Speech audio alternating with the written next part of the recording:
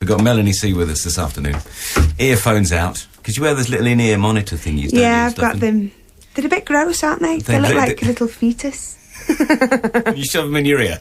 Thank you very much. I saw you running around Hampstead the other day. You're looking pretty fit these days. Did you? Yeah. How embarrassing for me. Well, I nearly crashed the car. That's her. She's coming on the show. Yeah, I do like to have a bit of a run around Hampstead, yeah. Yeah, so you're keeping fit. Yeah, I'm doing my best. And you're just off the road? Yeah, we just got back on Tuesday, actually. Our last night was in Dublin. So that was, a bit of a party. Hey, listen, there's a lot of people listening to this. There's a guy called Neil Sullivan who says, great set. Just wondered whether you had any plans for any new tattoos. Actually, I don't at the moment. I've always, since the first one, the next one's always been on the cards. But now I've kind of taken a bit of a break. I'm running out of body space. You and Beckham. A guy called Steve in Liverpool says, I chatted Mel up in a club in Liverpool years ago and she blew me out. Wise girl. You don't remember any of this, do you, really? No. Siobhan says, the new album and the single are fab. Who are your musical influences? I think it's a real range. My first musical memories, when I was young, I used to listen to Stevie Wonder and the Beatles. It was like my parents' records. Yeah. And then I got into the 80s. I got into Madonna and Wham, and now it's just a real eclectic mix. I love rock, I love new metal, I love some of the pop stuff at the moment. Justin Timberlake, I think, is fantastic, and Christina Aguilera. So I like to take influences from everywhere, really. There's a lot around at the moment. A lot of people say the pop business is in dire straits, and I suspect it tends to be more folky people that don't like the music a lot. But there's a lot of stuff being done. You know what? There's some really great stuff out there, and there's some real rubbish, but that's the way it's always been. Yeah. I think there's probably just more of everything now. Yes, there is. The new album is called Reason, and it's because Northern Star was 99, wasn't it? Yes. So this is 4 years. I know. So it's a while, isn't it? Does it? Do you rest, or does it take you 4 years to do an album, or do you twiddle your thumbs a bit? Well, you know what? The reason why it's taken this long is because luckily Northern Star was really successful and enabled me to tour for almost 2 years, on and off, all over the world. So then, I need a little bit of a break. But really, I was only hanging around for 2 months. And then I went into the studio and started writing. And then the whole process, the album took about 16 months or something from beginning to end. So it's not as if, you've been sitting with your feet up.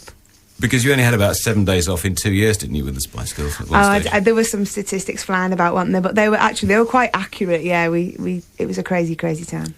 Did you have, comparing what it was like with the Spice Girls to what it is now, did you have, as sporty, did you ever have any say in what went on at all? Or did you all club together? Do you know what? I think, there's a lot of misconceptions about the Spice Girls, and we did have a lot of control. We had a great record deal, at the time when we were with Simon Fuller. He was a great manager, until it was our time to part.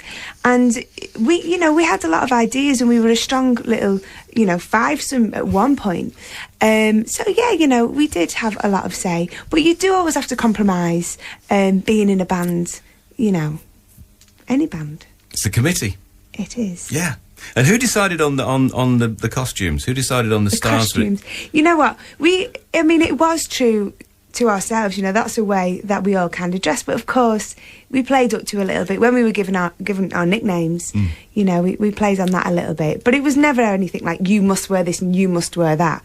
Some of the girls were bullies, but Go on. No. Tell us, go on. I think people can probably guess. Because I just wondered, surely not. I just wondered how did Victoria, who said, Victoria, right, you're posh and you get all the expensive frocks? Well, do you know what? Compared to the rest of us, Victoria was posh, because I think, it's fair to say that we were all from a working class background, but Victoria was more middle class than the rest of us. She came from, her parents had a bit of money, and she did to us. We were in high street clothes, but she was more your Cadden Millins, and we were more your Topshop. Because she had the frocks and you had the track pants and the vest. I was happy. Can you imagine trying to do a backflip in a little Gucci dress and high heels? Yeah, I found it rather difficult as well. Hannah Chase says, you obviously love touring. It's a big part of your life, but what for you are the best points and the worst points of touring? When you answer the question of to worst points, bear in mind the band are looking at you through the glass. Oh, it's the band. No, the worst point is got to be, you just get so tired. I think you give so much on stage, sometimes more than you've got to give, I think. And, the next day, sometimes you wake up you feel like somebody's beating you up. And, of course, being away from home and, missing your home comforts in your bed and stuff. But, the best things is, of course, the performance, getting out there, playing the songs. And for me, I get a real buzz off. I know every performance I do, even if we have, I mean, not that we've ever had a bad gig, but even if it's not a great gig, I know every performance makes me a more experienced performer, you know, and I'm only going to improve with time. So that's a real buzz for me as well. Because I was going to ask you, how do you feel you've changed? Because you've been doing it a few years now. How do you feel you've changed as a performer now? Because solo album number 2's out. Yeah. And you've just done the tour again. And you've been doing it a few years now. Yeah. Have you changed any way at all? Yeah, I think I'm definitely more confident now. I know I've still got a long way to go, and that's something just to look forward to, really. But I used to be a bit of a headless chicken, and I think I used to try too hard. And don't get me wrong, I still try an awful lot, but I think I've just calmed down a little bit.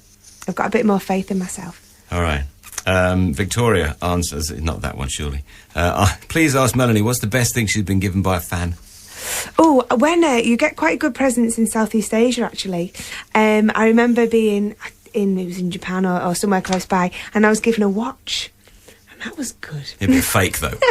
No, it was real. It was one of those lovely G-Shock ones. I was really into them at the time.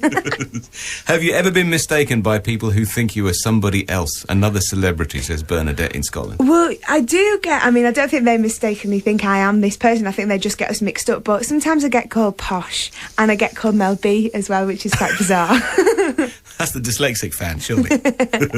Right, you're going to do 4 more songs. Yes. And can you go on email as well? Because there's people asking you questions, and these things are flying in. I can do that. So if you spend half an hour on emailing, Yeah. they just have to be yes, no, or go away. No problem. But not big answers. And 2 more songs from you after this. You mentioned Stevie Wonder. I don't know whether you've got this. You can probably take this away with you. It's an album called Conception. It's an interpretation of Stevie Wonder songs. Karen Wheeler's on there. Mary J. Blige, Brian McKnight, John Mellencamp, India Uri, and an old fella called Eric Clapton.